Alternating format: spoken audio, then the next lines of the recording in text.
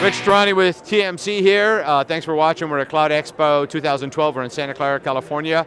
We're standing just in front of the Cloud Cruiser booth, and Nick from the company is here to speak with us. How are you? Hey, good to meet you. Rich, it's good to be here today. Looks pretty busy around the booth and the conference today.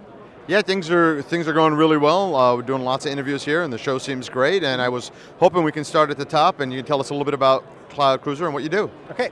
Cloud Cruiser, I'm VP of Product and Strategy at Cloud Cruiser, and what we do is cost intelligence, cost transparency for the cloud. And the best way to really understand that is to describe the problem we're trying to solve. So today, CIOs are really losing visibility to IT because their users, their businesses are bypassing IT and going to Amazon and Rackspace and public cloud providers. They don't really have an idea of how much IT is being used by their own business anymore because it's not going through them. And then the business is spending money using corporate credit cards, getting capacity. They don't know how much capacity they're actually consuming either. So there's a lot of transparency issues, visibility issues to IT in the world today. And that's where our claim to fame is. We pull all that together, look at all your usage of all your public clouds, all of your internal usage, and then we charge back users, groups, businesses, based on usage for internal and external resources and give them back that visibility. Now, part of the challenge might be, I imagine, getting the different divisions within an organization to comply, right?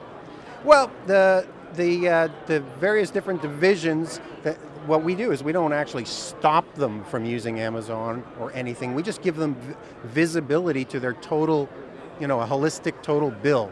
How much capacity they're using internally, how much capacity they're using externally.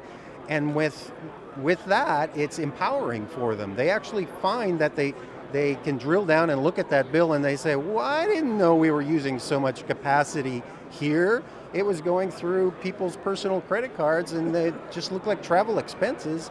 And so they can drill down, look at places to enhance. And in the past as well, they might have deployed a service inside of IT and they just let it run and it's costing money, but they're not using it anymore. They just forgotten about it. And IT thinks it's supposed to be running for the business, but nobody's actually using it. Now they get visibility on a daily, weekly, monthly basis. If they're not using it anymore, they'll shut it down because they're being billed for it. So it just makes things more efficient on both sides. So is it safe to say that your solution is similar to something we might see in personal finance, a company like Page One's or Mint that allows you to aggregate all your banking and credit card statements so you could see a portfolio of all your investments and all your money? Sure, it could be. Yeah, you could think of it that way. That's actually an interesting way to think about it because that would empower personal, your personal finances to be more efficient, to have budgets, and to drive for more profitability, more for retirement in the case of individuals, but for businesses. Profitability, we can show profitability, and just like in personal finance, you have budgets that you want to meet every month or every quarter.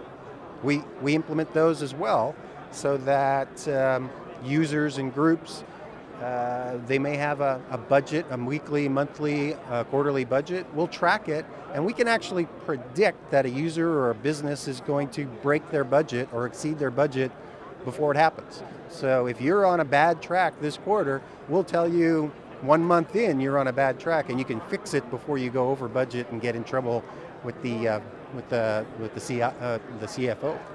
Now, what about revenue generation? Revenue generation, lots of IT organizations are certainly trying to, instead of being a cost center, being almost a profit center. I've seen multiple different IT organizations charging for services, worrying about margin, and then our product is also used by many of these service providers that are public cloud providers as well. So behind the scenes, they're using Cloud Cruiser, analyzing their costs, charging customers, making sure they're profitable, making sure they've got a healthy margin. Because if you don't charge the right amount and you're losing money, well, you're going to go out of business pretty fast, aren't you? Absolutely. Now, how do you charge for your services? We've got a couple of different models, but we've got some flexibility to charge on a usage basis and on a traditional licensing model. Many customers haven't moved to full-on chargeback, and they just want what they call showback. The IT organization wants to show the businesses how much they would be charged if they were actually a cost center. So showback says you're using $1,000 of capacity or $10,000 of capacity, and in a showback case, since there's no money moving back to the IT department, they want to buy our software in a traditional perpetual licensing model. So for showback, perpetual, but for chargeback, quite often it's subscription based. Excellent, thanks for your time. Makes sense. It's great to be here. We'll talk to you again.